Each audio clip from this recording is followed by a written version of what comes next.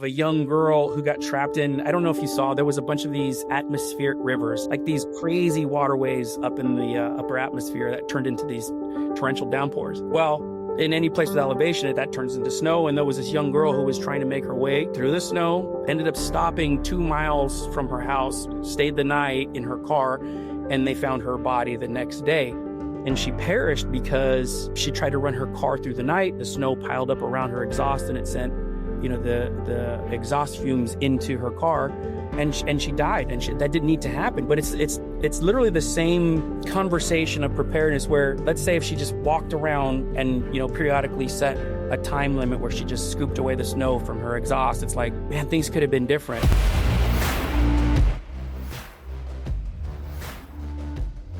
Hey, Mike, welcome to the show. Thank you. Thank you for having me. Pleasure. Hey, man, there's so much to talk about when it comes to survival, but I want to talk a little bit about your background. First of all, you are the CEO of Fieldcraft Survival, which has both an equipment aspect and a training aspect, correct? Correct. Yeah. And so, and your background is like me, I know you're a husband and you're a father, so that prepares you for a lot of things in life. But you also have worked in behavioral health for like 15 years. And as a police officer, I have a little glimpse into that world. Yeah. And man, that's not an easy gig either. What was that like? I look back on it like most guys do as service, right? I think that's a common line when I relate to, guys in law enforcement and in the military, in the sense that, things are so heavy and so difficult.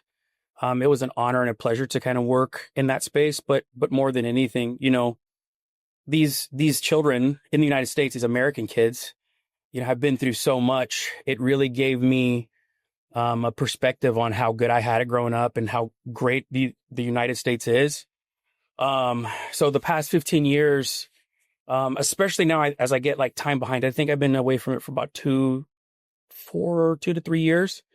It just makes me really appreciate, the big guy upstairs, but at the same time, this great country that set up services like this in order to, try and stand in the gap for a lot of what these kids were going through. Yeah. I mean, was it mainly juveniles that you dealt with in that capacity? Okay. Yep. So what's interesting about what I did is it's not commonly known within the United States, or let's just break it down to like my state in Arizona. We typically had roughly 15 to 20,000 kids in state custody, which is a wild number. And that's any form of care, whether it's, regular foster care. The next level after that is developmental delayed. And then after that, it's what I did, which is HCTC, healthcare training for kids who are either coming out of treatment centers or were already diagnosed going to treatment centers. So I was licensed like a foster parent. But the difference for me and a regular foster parent, so to speak, is that I had a professional license where we had wraparound services for kids. That could entail everything from, let's say, med management to CPS involvement. And, some of them had law enforcement already attached to their cases because things, were that bad. And there's a professional element. So you would see like even some of my content from years ago, I wasn't actually allowed to address a lot of this stuff in the past. So sometimes I would just say, I'm a foster parent, right? Yeah, I was licensed like that, but there's a little more to it with the behavioral health and interventions and wraparound services. It's amazing because you get to see, like you said, it makes you appreciate how good you have it. I mean, I don't know what a normal upbringing is, but I would classify my upbringing as pretty normal. And as a new cop, witnessing some of these things that I saw, both, whether it's a violent crime or it could be kids that are just being absolutely neglected or mistreated. I mean, it's like, it's a culture shock to someone who grew up like we did, man. It's good in that it's sad in some ways because you see how hard some people have it, but it also gives you that empathy that some people that don't have that experience might not have, or you just assume that everybody has kind of a normal upbringing like you did. So it's kind of cool in that regard, that you do have empathy. And of course, with a lot of people that I dealt with, there's a criminal aspect, right? So they're committing crimes, and I am not a social worker. I'm a police officer. So my job is to enforce crimes and, is to, enforce the law rather. But, yeah, there's so much to it. And everything that we're going to talk about today, that's why I'm glad to have you here, dude, because I think I'm probably more prepared than the average person, but there's a lot of areas where I'm sure I'm lacking. And I think like anything else, there's probably a lot of people that like they're super squared away on their equipment, right? They have the med kit, they have a firearm, they have all this stuff, maybe food and everything else, but they're lacking in the training, or they have training, but there's important equipment that they don't have. And it's really good to talk to someone like you who has like a wealth of experience in this area. And maybe this is a good place to start about you just telling us what Fieldcraft Survival is. Absolutely. No, that's such an excellent and relevant talking point in present day. We have this internal conversation constantly. It's like the chicken or the egg kind of conversation with gear and training. And most of the time we are on the side of, the people first or training first over gear, because you can always compensate in those ways. So I'm and I think it shifts. It's a little more fluid. I think I'm a little more on that side at this point. But Fieldcraft Survival started in 2015, began more of as a firearms training company in its inception, and then branched off into the different pillars that we now have, right?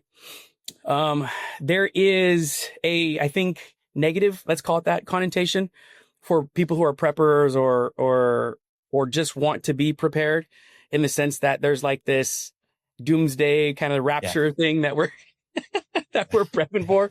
And I'd like to kind of address that as, there's some of that, but let's step away from that and let's break it down to something more simple. And it's like, man, there was a tire company, I think it was Discovery or something like that did a poll, and out of the 365 days that we spend a year, they found that a month, like 28 days, or just in a regular commute. And it's like, dang, I'm spending, let's call it a month, a year in a car just to get to and from work and daily things. Shouldn't I know how to address like a flat tire? Shouldn't I know how to, shouldn't I just know where the jack is in this thing? And you'd be surprised is that question itself, when we do training, is like, it'll just jack people up immediately, right?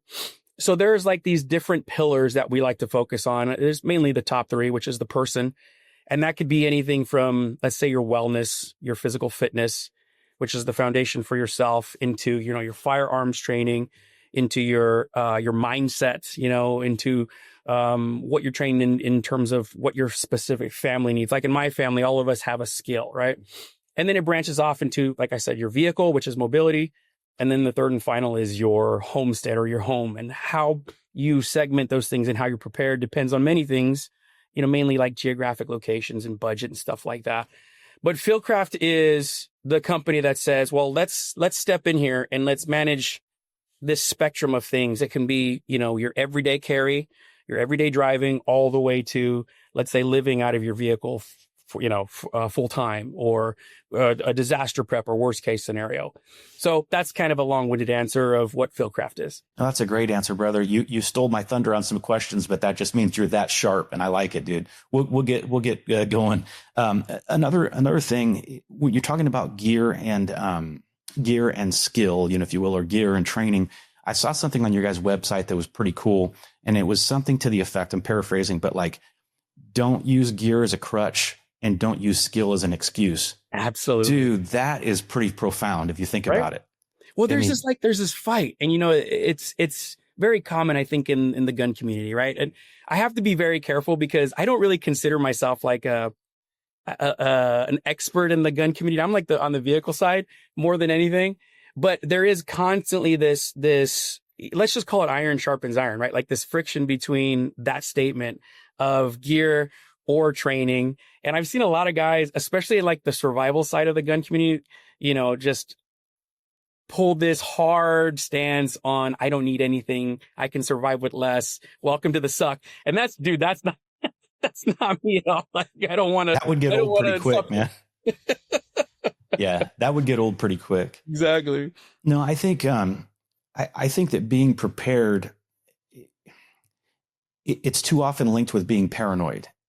And I think that those are two very different things. I mean, they both start with the letter P, but they're a lot different. And I remember in the police academy, the recruit training officer that I had said that, hey, once in a while, reach down and press on the bottom of your magazine to make sure it's properly seated in your pistol, that you didn't, from sitting down, hit the magazine release or something, and now it's in the gun still, but it's not locked into place.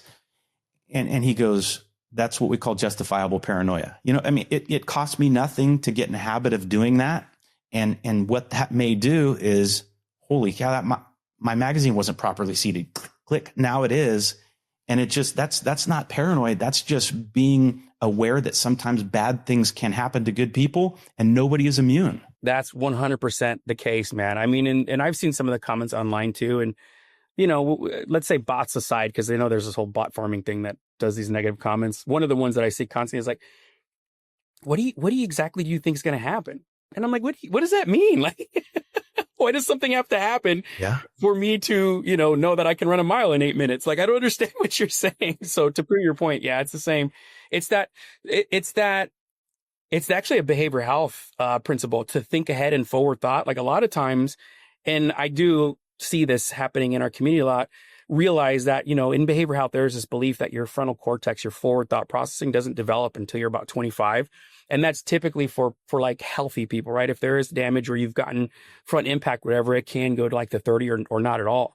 And those things, when you think about it, those are more like, let's say, grown man kind of things, right? Where, when I was 18, there was no like developed frontal cortex. We used to do dumb stuff when we were 18. Yeah, but now it's like, sure. A bunch of us are trying to say, well, yeah, but man, like, my daughter's 16 years old. I just bought her this Jeep, I need her to think ahead, drive defensively, but also again, back to that tire. What if I'm in California and she's in Northern Arizona and there's nobody in the middle of Williams and she's got to change her own tire? Dude, she needs to be prepared for that, right? It's funny that you mentioned that, Mike, because I have in the past, not so much now because I fly on Southwest a lot because I'm a little bit lazy, but I've made the trip from Northern California to like Phoenix area 20 or 30 times in my life. And I always bring stuff with me. Like, dude, there's stretches out there where if you're on the side of the road and it's hot, dude, and you got nothing to drink, you can't just pull over at the next exit and get hit the convenience store. You have to plan ahead. Now, that's not paranoid. That's just like realizing that it would suck to be stranded in 115 degrees in the middle of nowhere. And like you said, not be able to change the tire, right? Or not, either you don't have the skill to change a tire, or you don't have the right tools with you to do that, or you don't have water. I mean, those things are going to become pretty important, things that we take for granted living in a normal, suburban area, let's say. But when you're caught off guard somewhere like that, and you're not planning for that to happen, right? You don't expect that to happen, but you just are prepared so that if it happens, it sucks less, right? Well, and it even like, we do this like grounding exercise, right? In behavioral health, where it's like, you just verbally say, I am sitting in my chair, I am standing in the room, the left light is on the right. And it's just to ground you, right? And there's this thing, and it happens a lot with kids, like in trauma, but even like as a normal everyday thing, we can get caught in this like rat race. And there's this realization that I think that our generation doesn't realize is that let's go back to 1900 or 1800. There was running water now, but back then, was that something that you had to go out and maybe pull from a well or boil or filter or whatever those things were? And my point is that, we have such a level of luxury in the United States that we are so far removed from this primal man that we used to be, that if you're asking questions like, what do you think is really going to happen? I mean, I really think that you're a victim of our success and how blessed we are in the United States, right? It's because, let's even go farther than that when we're living in teepees. I don't know, depending on, what your nationality is from. And you have to go procure food by going out and physically killing this thing, right? It's like, in present day, those answers or those questions need to be asked more often than not, I think. So that's what's so great about your podcast, by the way. Yeah, appreciate it, man. There's so much when it comes to preparedness. If you had to define preparedness in your own words, what would that sound like? Preparedness is a conversation that is preemptive. So, I'll use the example of me. I had this like come to Jesus moment right around 14 years ago. And even 14 years ago, I had already had 3 clients, 3 wards of the states that I was actively taking care of. I was coming off of one very successful first kiddo who had a very, very dire case. And now I'm thinking about it, one of the most difficult things I had to go through. But for me, my daughter was born, and it was like, oh my God, I have everything to lose now, right? I mean, before it was just my wife and I doing life. I was taking care of these You'll figure kids. it out. Yeah. Yeah, yeah. And now it's like I have this precious little girl. And I think that for those of us, dads who have daughters, in comparison to sons, like, I don't know, it just changes you in a way that I guess I just wasn't ready for. And I have sisters, right? I grew up with 3 sisters. And the conversation immediately started is like, okay, how do I better myself or become just malleable in a way that will allow this little person to become successful? Because essentially, as soon as you start having kids, you're training your replacement, right? And I think that's what preparedness is just this realization and a constant conversation reflecting on, okay, what's next? What do I need to fix? So that others can succeed, right? And I think that's it in a nutshell. Yeah. No, that's great, dude. In military and by default, sort of in law enforcement, there's a saying that the mission dictates the tactics, right? So the mission dictates what you prepare for in a way. In other words, preparation to me might be different for someone who lives in Alaska than someone who lives in Arizona. And so I think that people who they lump everyone who's, someone that is forward thinking into a doomsday prepper, you know what I mean? And it's like, they think that you're only teaching people to start fires and things like that. Right. Well, that is a part of it, because you could be in an area where having a fire could mean you eat or you don't eat, or even worse yet, you survive through the night or you don't, exactly, based on warmth. So that's a good skill to have. But, if you live in Arizona, like I do as well, you probably should be a little bit more prepared for like heat exhaustion and heat type emergencies. There's people, it amazes me, every year that die like on Camelback Mountain going for a hike because they underestimate what they need. They go up there, when it's a certain temperature, it's closed after a certain time in the morning. I think it's pretty early, like 8:00, for instance. But they go, you know what? They got a bottle of water, just a regular bottle of water like this, and they're going to go up there and man, it's not going to necessarily end well for them like that. Like I said, people go for a hike and they never come back because they underestimated what they're getting into. It's so true. And just a little bit of research or just talking to a local asset, right? Leveraging what you can, you'll learn right away. We all know here that there's a bunch of, imports. A lot of these people who come in that aren't used to 118 degrees. Yeah. And they go up there wearing almost nothing, which is not good in the sun. You know what I mean? With a little bit of water, when you should just avoid all that. I'm reminded by this story we had. I want to say it was either last year or the year before, of a young girl who got trapped in, I don't know if you saw, there was a bunch of these atmospheric rivers.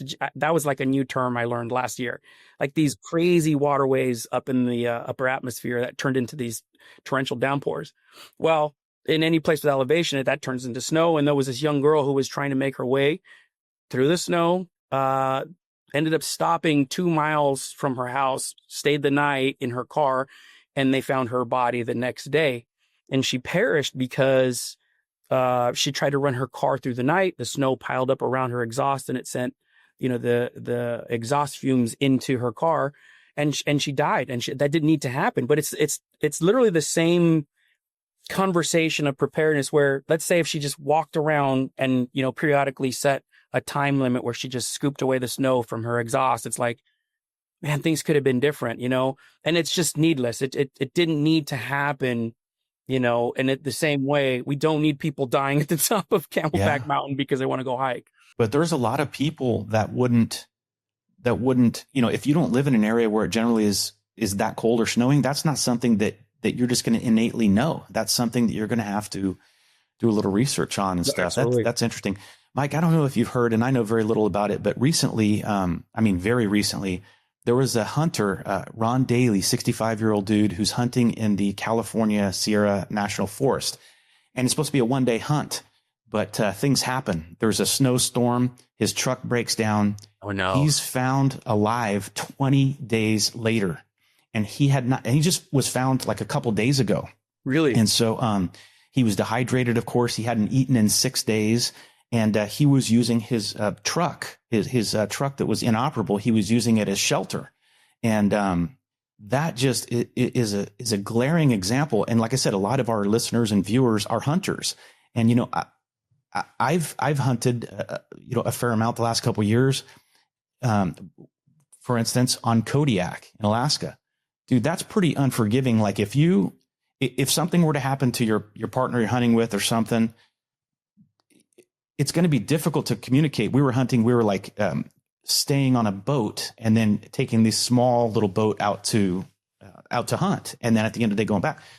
But man, even that, and of course, if you don't come back, they know generally where you're at, and we had a safety net, so to speak, in that regard. But if you were doing that hunt or a hunt like that on your own, or with a partner who's injured, it's like, man, how would I even get help out here? And if when help gets there, it's going to be a long time, dude. So if it's like this guy has a bleeding issue or something like that, I mean, hopefully you have a tourniquet, hopefully you have something to pack the wound, and you have a little bit of knowledge, because, dude, it's going to be just you for a long time. Just like your shirt says right there, brother. Right. Nobody is coming to save you. You know what I'm saying? So, dude, I know exactly what you're saying. I mean, I'm an avid hunter too. I have had like one specific close call. One of my buddies, actually, we experienced something pretty crazy. I don't know how much time we have on here, if you want to hear the brother. story. Yeah, and it's one of those things, and even just leaving your door, there's all these, hippie quotes about leaving your door is dangerous and whatnot. And it's the truth though. Like, I went hunting, and this is, I think, the second time ever, right? I mean, I didn't grow up in a house where we hunted. We were more like off-roaders in our house. And I started this hunting process probably about, 15 years ago. And I had a mentor, my buddy Rick, who is just, born and raised in Northern Flagstaff, just mountain man. He actually looks crazy. He's like an ex-biker, tats all over the place, but he like loves God, right? He's like this really good dude. But, he's been hunting his entire life. His grandpa, his dad taught him how to hunt. And I'm out with this guy like the second time we've ever gone in Unit 10. That's Williams, Arizona here, the gateway of the Grand Canyon. And we're watching this storm before we head out. And we're like, well, we'll be able to manage it. It's just rain. So we're like day one through that lunchtime lull where we kind of start nodding off because we've been up since 3 or 4 in the morning. And he tells me, hey, I'm going to go check out these fingers. And there's these fingers of the canyons that were kind of like intertwined like this from the top view. And he kind of starts zipping away. And I was with my cousin sitting where we're at, glassing this area that I saw a couple of deer, but no elk. We're elk hunting. And I start to ask, where did Rick go? I haven't seen him in a little bit. So I start calling over the radio. And just as I'm about to call him and give one out, boom, this big old lightning strike down, the canyon hits. I mean, safe distance from us, but jarring. So we, stand up, and I start telling Rick, hey, we're going to start heading back. We'll wait for you. And it immediately starts pouring on us. We get hit by what I can only describe as like a microburst up there in northern. Clouds roll, we're getting hit. We're soaked. We start making our way back to my truck. There's an area over there. I think it's called the Perrin Ranch. It's private property, but they allow you to hunt with written permission. So we got that prior, and they just don't want your vehicles in it. So I had a Raptor at the time. My wife's Raptor was on the outskirts of the property. Went back, noticed that Rick's pack was there, and we went back and forth. And it was about a 40-minute walk back and forth between my truck and the last checkpoint. And minutes turned to like an hour. And my dad, who was actually sick that night, was back at our RV, still in Williams. And I call up my dad, and I'm like, so I want you to check me on this, Pops. I hope I'm not getting emotional, but you see the storm. He's like, yeah, you guys coming back in? I go, yeah. I go, but I lost Rick. And he goes, how long? And I go, that's what I'm calling you. It's about 50 minutes, an hour. He goes, okay. I go, I feel like I should call the authorities now at this point, just because, I think it was like right around 4 or 5 p.m. and we're going to start hitting, nighttime. My dad goes, absolutely. I'll follow up, call them too. He's like, what do you want? Are you going to come back to the RV? And I said, no, I'm going to go continue to look for him for, let's say, until the, search and rescue gets there. And he's like, cool. So my dad, checks me on that. Me and my cousin and I start going back and forth. Nothing. Search and rescue shows up. We continue to look for him till about 9:30. And then the authorities are like, you guys have been out here all day. You're soaked. You're not going to do us any good if you guys get hurt or, also lost. They couldn't bring any air support or air elements because of the storm. And I'm like, no, I'm going to stay out here. And I push back. And then around 10:30, they're like, okay, you have to go. And I'm like, dang it, right? Like, that was it. So reluctantly, Rick was gone.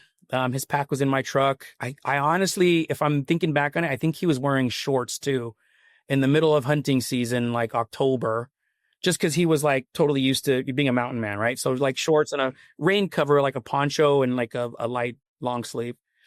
And I can't. I'm starting to like play scenarios in my head as I'm driving back to the RV, and I'm like, Rick's diabetic. He's in his mid 50s. This isn't good, man. Why is he not answering the radio? And I start thinking, could I do more? And, we get back to the RV like around midnight, 11:30, and try to get some rest, kind of toss and turn. My dad, same thing. My cousin, same, just sick to my stomach. Finally, we're like, it's 3:30 in the morning. Let's get back. Let's fuel up. Let's, hook up one of the quads that we had with us, and let's go, back over to see if the rescue team's still out there. So by the time we get into town in Williams, fill up, go back, I want to say 4:45. We roll into the area that I was talking about right in front of the parent ranch around 5. And we're just sitting there as the sun starts to come up. I don't even know what time it was in the morning, maybe 6. And a sheriff pulls up, or a ranger, I can't remember. And he's like, are you out here looking for the guy we're looking for? I go, if you're looking for Mr. Rick, that's me. And he goes, well, good news. I think we found him. And I'm like, oh my God, is everything okay? He's like, I'm not sure. I don't have any details. Just know I'm waiting for, my partner to come up, and a car rolls up, and Rick just comes out, shuts the door, totally fine. Like, oh my gosh, where the hell have you been? And he starts to tell us a story about like his adrenaline kicked in, and he started crossing, the fingers and coming up and down, and he was soaked, and he didn't realize that, based on where he popped out and found the forest road, he ended up walking like 8 miles south of us away, just without even realizing that his adrenaline was pumping that bad. And it got so late that one of those outcroppings, he just kind of, slumped himself in, was able to scoop like this topsoil layer of just like clay almost, and then lay down and cover himself with it. And he just started shaking at 2 a.m. and self-recovered. I'm like, oh my God, that could have been so bad. And there was like no secrets, right? Like he had no gear. Back to that. He just knew enough to say, okay, now it's time to stop.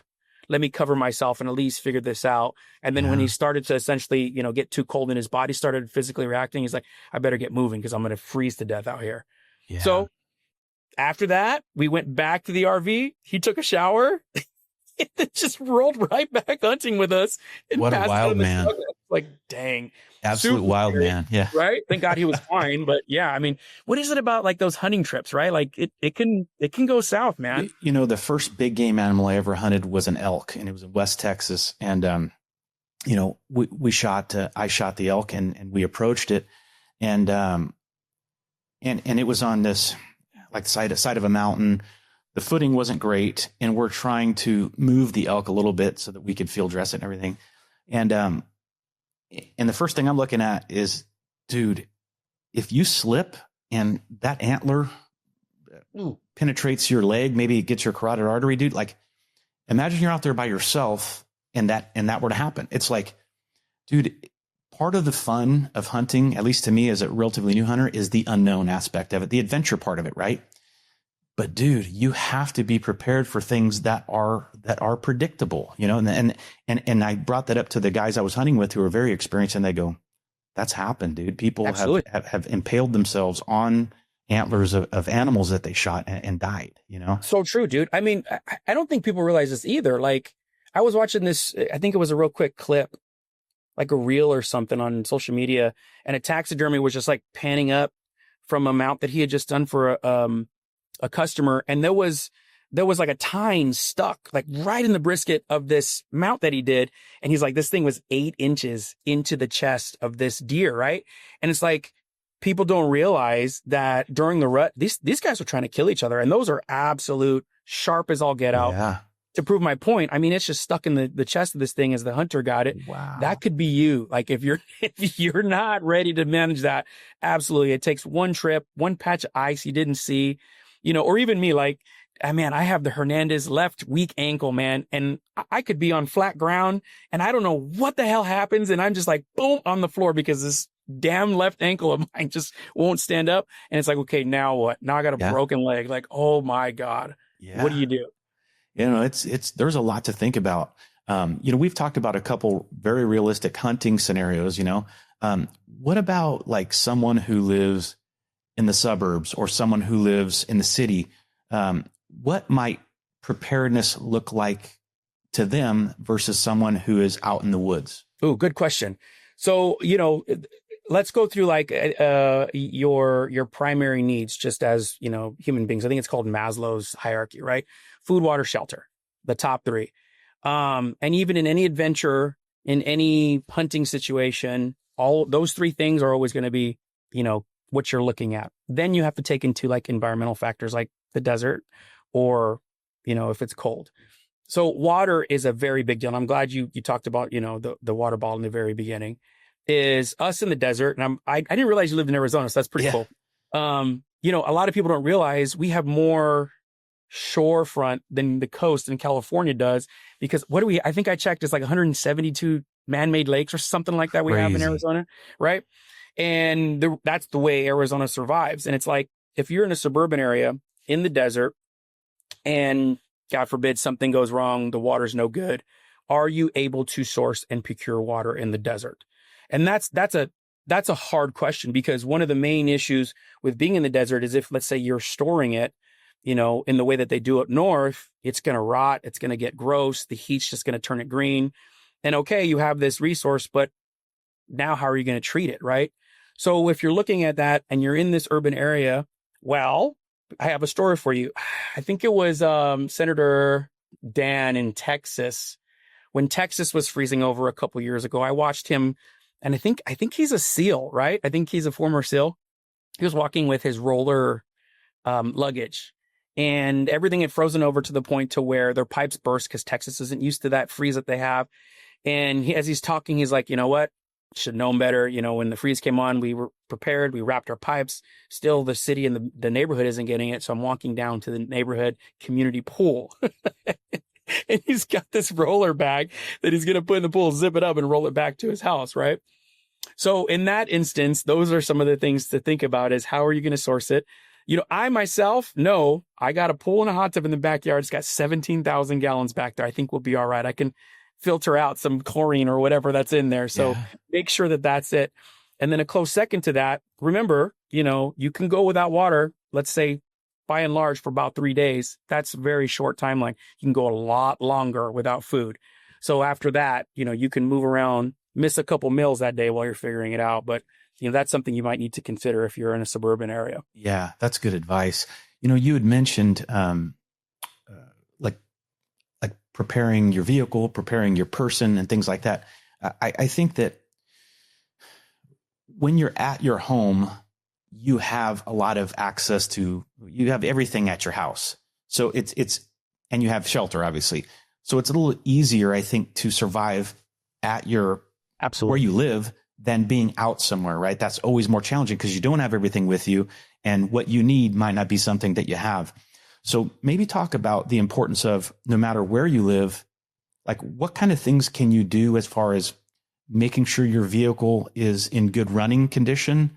Absolutely. And also maybe having some kind of minimalistic supplies, whatever you can have in the vehicle that you have that might sustain you if you find yourself stranded somewhere. Yeah. So tires and batteries are always the first thing that we address. Also the most common or most likely. And how do you do that? Well, the easy solution for batteries is typically they start to give you warning, right? You might have that rough start. Maybe it's cold in the morning. You can easily get a pair of jumper cables. The problem with that, though, is you do need somebody else. You get another vehicle and you jump it using two vehicles. I personally really like to use like the jumper packs, the lithium packs. You can charge. They last a pretty long time. You can get them specific to, the big 2500 HD diesels to, a small Civic, and you just make sure they're charged. They typically come with like lights on them already. And then they'll even have options like Super Boost or whatever. The reason I like those is because you're totally, self-reliant. There was this thing that happened, in COVID where people were like afraid of each other, right? And it's like, try asking somebody during COVID for a jump and see what happens. Those things always come into play. So I think that's what really pushed me more towards the NOCO battery side of it. And then the second one is a tire repair kit, man.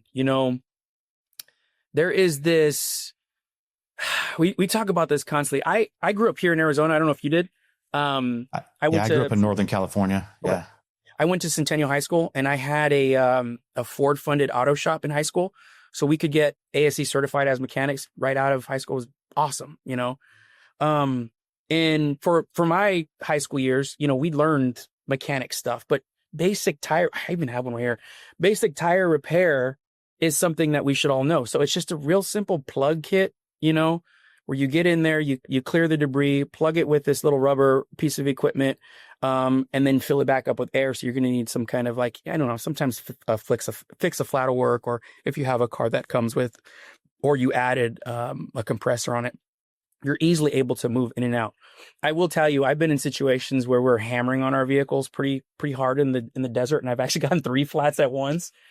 And even that kit though is like, it saved me. I pulled off the full size spare, and then I was able to I got this gash, I don't know, like 3 inches, 2 inches in like the sidewall. And I put like probably 20 plugs all the way through until it's sealed up, and was able to get off the trail and just get back home in that sense. You know, those things, learn how to use those things, understand how that goes, and that'll save you, you know, a headache at night. Actually, that incident where I busted all 3 tires, I actually had, my daughter, she must have been like 7 months old with me. She's 8 months old. So she's like passed out. I got her like a little football, you know, and I'm like, man, I better plug this thing. Otherwise I'm going to have to carry this little football home. So I would say, you know, start super simple, you know, those things can save you in a pinch. I've even seen, like, we do this thing called Bug Out Basics. I haven't done it in a while. We should probably bring this back. And it's geared more towards like families. A lot of times I see husbands are like, this is, you know, I thank you so much for doing this. They bring their wives and sometimes kids, and it's like a factory 4-wheel drive vehicle, like a little Land Cruiser, you know, or FJ Cruiser or something like that mom drives, right? And it's like the first time they put it in a 4-wheel drive, and we go over all these, you know, little things. And in some of the scenario stuff, I'll be, okay, stop. I'll point at somebody and be like, scenario wise, you know, your tire's flat, break out your jack and what you need to repair a tire. And then they won't even have it in there. And it's like, okay, you died. Next. How do you recover? Right? Just simple little things like that. Having that checklist, going through your vehicle's maintenance, understanding how to read tires. You know, the tire has a lot of information on the outside of it, to include the year that it was made. You know, you need to have your hands on it, make sure it's not glazed or cracked, like all those visual cues and stuff, you know, check in on that. There's also really simple things that can fail. Like on a tire, the other day, we were out actually out here in Wickenburg with a group of guys that we were shooting some content with. And they had a Tundra that when we were airing down, he pulled off his valve stem, and it immediately started losing, or just the cap, right? And it immediately started losing pressure. And he's like, I don't know what's going on. And he kind of started to panic a little bit. He's like, I don't have an air compressor. And there's a little Schrader valve on the inside of that I think he damaged or something while he was tinkering with it. And that, which is like, I don't know, call it 10 cents, 25-cent part, comes in a little standard, you know, repair kit that I have right here. And just a little tool, you thread it out. And if you catch it soon enough, you don't even have to have an air compressor. It just fixes the situation. Or you don't, and then now you're flat out there and you got to change a tire, or you're stuck, right? So those are the top 2 that I would say, you know, look into and start. Very good stuff, man. That's great information there. What about something like fuel? Like, if you live in a city or, you know, an area where there's gas stations all around, we take that for granted. And I've been guilty of this from time to time too. I'm tired at the end of my day or whatever. I'll get gas tomorrow. It's probably not a bad idea to have at least a half a tank of gas or 3. I mean, what's your thoughts on that? No matter where you live. No matter where you live. So from a mechanic standpoint, I don't like to go below a quarter of a tank. You know, that little red area that your vehicle shows, is red for a reason. There has been, and in the past, I think it's been more of an issue than some of the modern vehicles. I haven't really researched like fuel pumps, but fuel pumps sit inside your tank. So they use the actual fuel to cool. And if that gets too low, you know, they start to run hot, and that could be an issue later. That's why it's marked like that. But from a preparedness standpoint, like one of the worst life decisions you can make on a regular basis is just parking your vehicle empty. Because if you got to get out of there late at night, or you got to get to work on time, you don't want to be messing with that first thing in the morning, right? So personally, I like to go And right around the 3/4 mark or quarter mark, right? Quarter of a tank. I go and I fill all my vehicles. I'm fortunate enough to have a little fleet, but man, I don't know what it is, man. My wife, and I think most guys can relate to this. They'll just, they'll just drive that sucker out and park it. Oh yeah. And then when I come out, I'm like, I'm just going to go fill it up. So that's it. Also, at the same time, you should be backing into your parking spots. That's just for easy prep. It gets you into this practice of preparedness, which I think, we're referencing in terms of people's, daily, you get stuck in this grind and can easily just become disassociative and then when something happens, it's like, oh no, I'm not prepared. And that's one of the downsides of like electric vehicles, right? Electric vehicles. Dude, in an emergency, so sometimes you may have to wait for a charger, even just on a regular day. But imagine there's an emergency situation or the power grid's down. I mean, I'm not saying that they're bad, but it's a good idea, I think, to have a gas or diesel powered vehicle as well, right? So this is within the car guy community, like this is like you're trying to fight somebody if you start talking about electric vehicles on whatever side you're, and I guess I can understand it, if I rationalize it, I don't get super spun up over it, but there's so many things from a preparedness standpoint that you just cannot reconcile about an electric vehicle, right? Yeah. The facts are, like you said, you can't just go buy a gallon of electricity in when you're in need. And that's the problem, right? Electric vehicles have also some very interesting problems. I don't know if you saw this recently. There was a guy doing a video about the rear doors. Have you seen this? The rear doors of Teslas. So, it's all electronic, open and close, and you press a button from where you're at and it does it. But in the rear, there is a hidden panel, like on the bottom of the door on the outsides, that has another plastic panel. So you have to like move over, open a panel, find a little pull the pull tab, and then it has like a little latch, and then the door can physically open. So the reason why that's bad is because I believe one of the cars got into an accident and was on fire, and the people were trapped in it and perished because there are no door handles on this thing like a normal car, right? Yeah. So that's also some of the things you got to think about. If you're going to be going that route, one, know that you got your range, and it's the same conversation with any vehicle. Your range is still there. Do you know, okay, I have half a tank. Do you know what your range is?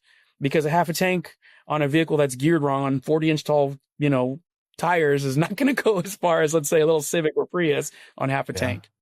So, I mean, all those things, are conversations, again, back to that you need to have beforehand. I'm also on the other side of that where I'm like, dude, I like tech, right? I like the new Rivians and I want to have that, but to rely on it, can't do it, man. Yeah. It's almost like having a motorcycle as your only means of transportation, right? It's cool sometimes, but not so cool if you have to have passengers or whatever the case is. Or if it's like, raining. It's like, okay, what happened to the 5 other people in my family? Well, I guess they're going to die. Yeah. Well, so yeah, what about, and I don't want to go down the rabbit hole, but man, you seem to be very knowledgeable about this stuff. So a couple more things, like as a police officer, it was always good to have something with you that could, like a window punch, for instance, right? That could break a window in an emergency situation if you have to save somebody. And also maybe something that a knife or some specific tool to be designed to cut a seatbelt if that's stuck. I mean, your thoughts on that stuff? Yeah. So I have a Gerber in my Gladiator right now that's within arm's reach. So let's talk about like positioning, like all the gear and stuff too. All of the Fieldcraft offerings are supposed to be geared towards ready access, meaning, back in the day of Molly, and let's say, the GWAT, the way that all of our guys carried stuff was in this Molly pack. Everything was in there, but you can't just blow those off in a scenario where, let's say, someone's bleeding out. So essentially what happens is you undo it.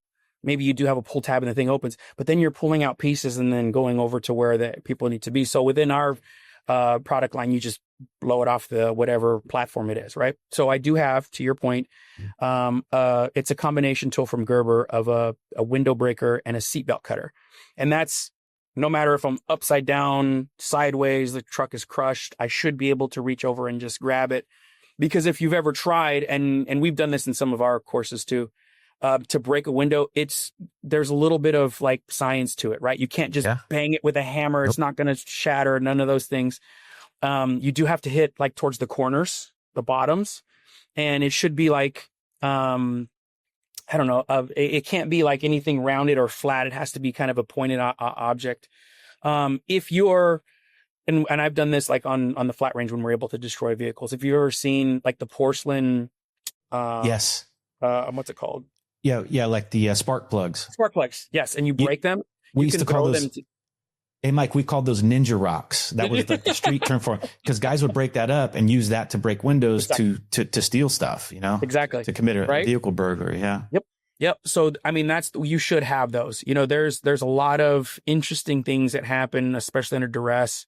You know, God forbid you go into one of the lakes or into a water situation, you know, and you got children and, you know, those seatbelts lock up. I mean, even if you're an off-roader and you start to get off camber and you kind of jerk a little bit when your seatbelt will lock up, dude, and you cannot get out of it.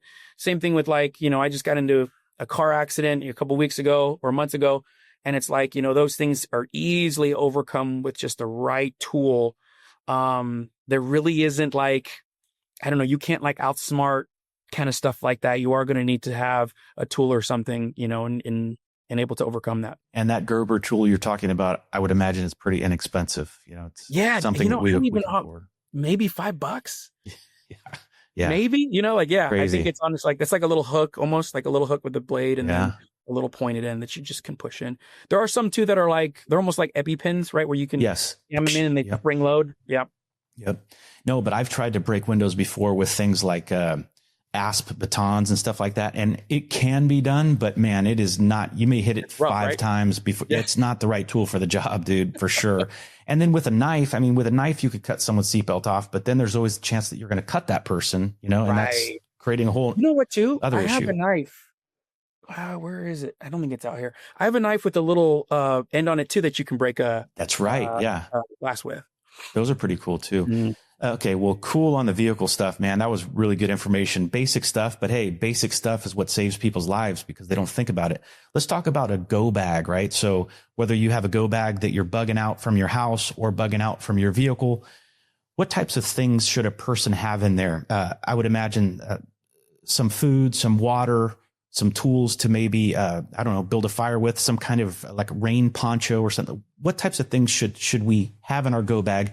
Understanding that may change depending on where you're at. That's exactly what I was going to say. It really just depends on where you live.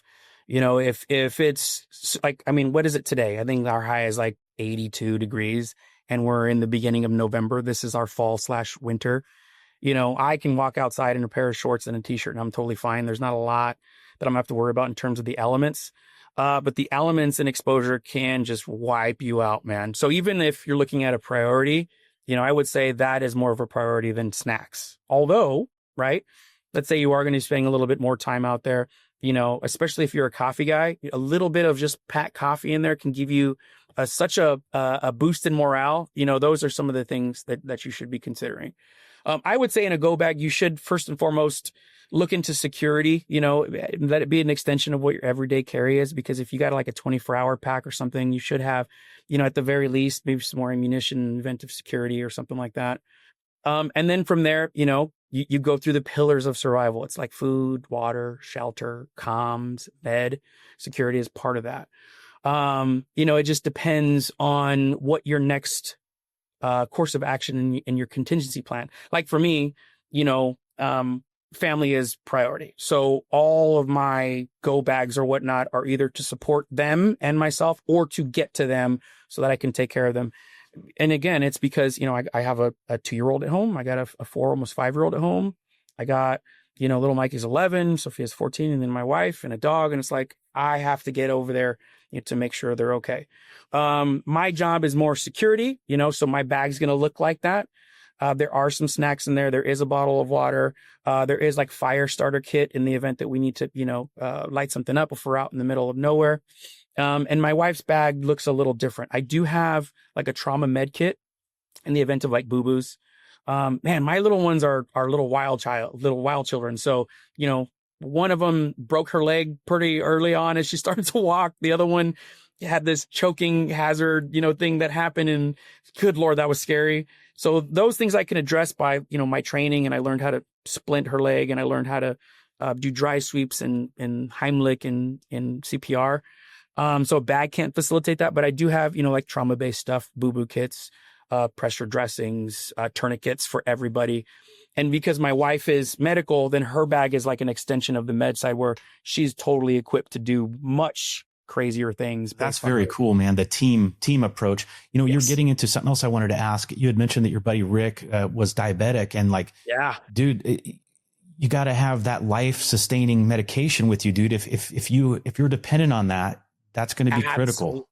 Or you're asthmatic, right? Like one of my buddy's kids is asthmatic. If he doesn't have an inhaler, he's in bad shape, all those things come into play, when you're looking at, I'll tell you. So like my son, my baby, he's 2 now, but when we were in the formula time, 2 years ago, he had this, like, I don't know if it was an allergy or like lactose thing. I don't really understand too much what was going on. I just know that I couldn't give him regular formula. We had to buy the expensive stuff, because if not, then it just creates all digestive problems for him, which cascades into other issues with rash and then diarrhea. And it's like, if I'm not on top of that or have that prepared, he's going to be in bad shape. So maybe even your bag changes from there too. Dude, I had a Haley Strategic flat pack. Have you seen those? They're super nice and little. But they have like little compartments where I had like like Desitin, diaper rash, diapers, wipes, and then snacks. And I was carrying this tactical thing with his tactical dad, man. Yeah, I've been there, dude. No, that's awesome. With regard to firearms, most of us, I think, carry a firearm on our person. That's going to typically be a handgun, because that's what we could conceal and conveniently carry. What are your thoughts on having something a little bit bigger for like your go bag or something, or maybe in your vehicle? And as a cop, I'm big on, dude, if you're going to have a gun in your vehicle, have it properly secured, because otherwise someone's going to steal it, or it's just someone's going to gain access to it who shouldn't have access to it. So I'm not a big fan of just having a rifle just like underneath a blanket or something on the back seat. Yeah. I like for that to be secured. But I think that, there's like one of the things that comes to mind right now is a Kel-Tec Sub 2000 Gen 3. I don't know if you're familiar with that, but it folds. It's a pistol caliber carbine that folds up.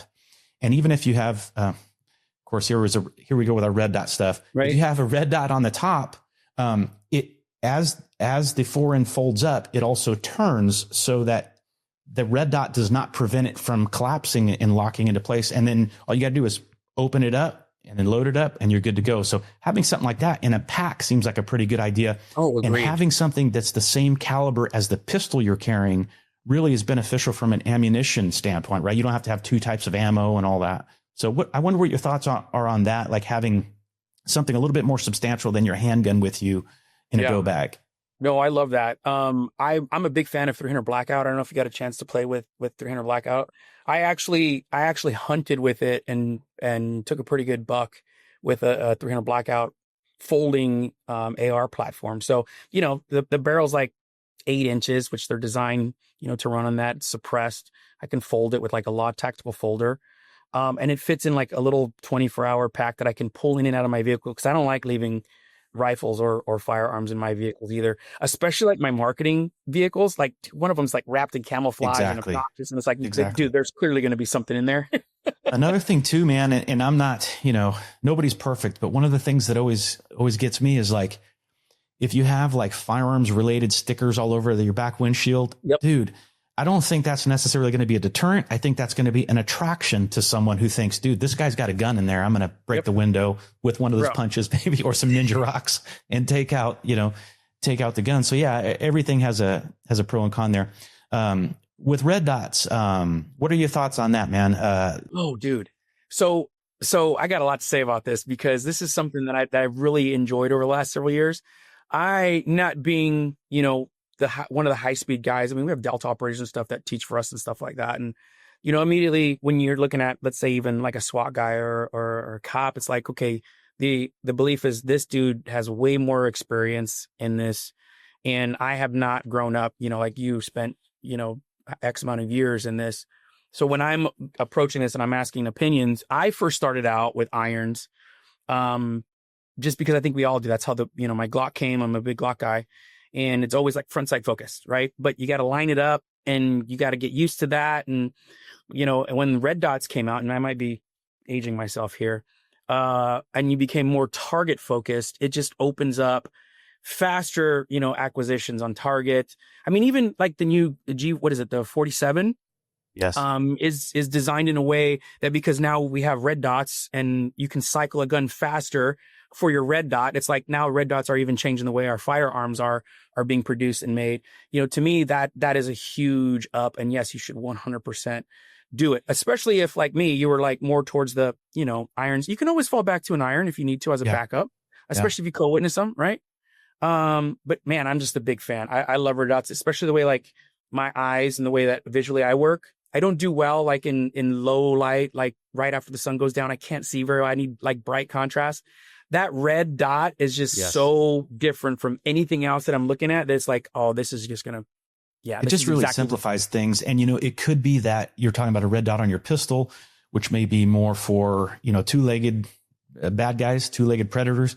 But then you may also have something, if you have a long gun with a red dot, that will extend your effective range in hunting. Maybe you're out somewhere where you intentionally are out there to kind of test yourself and have an adventure, or it may be like, this wasn't my intent, but here I am on day 7 of my 1-day hunt and I'm getting pretty hungry. You know what I mean? So that extends your range out and everything else. And one of the things I would say, battery life on red dots is one of the things that's come so far in the last several years. And so it's unlikely that your battery is going to go out, but we plan for the unlikely, or we should be. Absolutely. So maybe having extra batteries for that. Another thing we didn't really mention, but flashlights. You want a really good, powerful flashlight that's going to be durable. I remember my dad, and part of it's just a product of the time, but he just had these cheap flashlights all the time that were like this big, and they were like green or orange or whatever. And it's like, just this dim little yellow light came out of it, But nowadays, even when I first started as a cop, the flashlights were like this long, and those mag lights, like a quarter as bright as what we have now in a little Surefire or Streamlight that could be tiny, and it's just a tremendous amount of light. So having batteries for stuff that you need is another critical thing. Absolutely. So, I mean, we just did a course last week, a Med Trauma 1 course. And Nate Jones is my med instructor. He's been teaching Army medics for like 17 years, something like that. Super knowledgeable dude. And one of the things that he requires in all of our med courses and for people is to actually add light to it. That's a good talk about. So I forgot about even in my go bag. I have a couple. And the more lumens, the better, in my opinion, just because of the way that I struggle to see, with that limited light. So totally agree with you. Or even like a headlamp, right? That you could use. Now, you wouldn't want to be wearing a headlamp if you're dealing with bad guys, because that's going to, you know what I mean? You're going to look like a very easy target to them. But if you are working on something, you're changing a tire, for instance, that frees up a hand and you could like direct the light right where you need it to be. Or if you're working on someone from a medical standpoint, it seems like those would be pretty good things to have as well. So in my vehicles, I actually just put them on the headrest. So just get a headlamp, even if it's a little cheapy, just make sure the batteries are there and it's there if you need it. Not, doesn't matter. It just sits there. That's great, man. But a lot of it is just common sense stuff. And you don't have to be a rocket scientist. You just have to foresee what are the possible things that could go wrong based on what I'm doing or where I live, and take like reasonable precautions so that, you're not stuck out forever in need of rescue, or that you don't perish because of a 10-cent item that could have saved you, or a $10 item, or a little bit of training. And as we wind down here, brother, let's talk a little bit about the training that you guys offer. What are some of the courses that you offer? Obviously, like carbine stuff, right? Yep. So I got a great, cadre of instructors. Matt Vandy is kind of spearing that for us. He's a SWAT guy in Colorado. And we right now are focusing on the basics as we kind of rebuild this section of the company. So there are pistol courses, there are carbine courses, there are med courses. And then as we kind of ramp up into the next year, we do have mobility courses lined up, which is basically your vehicle. There's different levels of that depending on how you want to get plugged in. But those three, I would say, firearm, med, and mobility are kind of our core. In the past, we've offered a little bit more like resilience-based stuff. There has been some recovery things too in there, in the sense of like wellness, right? You can get some pretty strong benefits from running, a sauna and running, those every other week at high temperatures. Actually, I don't know if you've seen this. Maybe this is just a middle-aged thing, but it's kind of going through a lot of like my friend circle is, 120 degrees, varying degrees of humidity for an extended amount of time tends to add 3 to 5 years to the end of your life in some of those studies. So I've heard that, man. Yeah. Yeah. And as opposed to like cold plunges are a little bit more like placebo effect. There is some like transformative things that you go through in that, but the science is kind of on it. But in case in point, we do have the capability to kind of bring some of those back, if that's something that the community wants. But yeah, get plugged in. There's a lot of things there that you can check out. We have a lot of free stuff on YouTube as well. If you kind of want to go back and see those things. What's that YouTube channel, brother? How will people find that? Fieldcraftsurvival.com or Fieldcraft Survival, the Fieldcraft Survival channels on YouTube. Also, I'm in the process of acquiring Red Cell.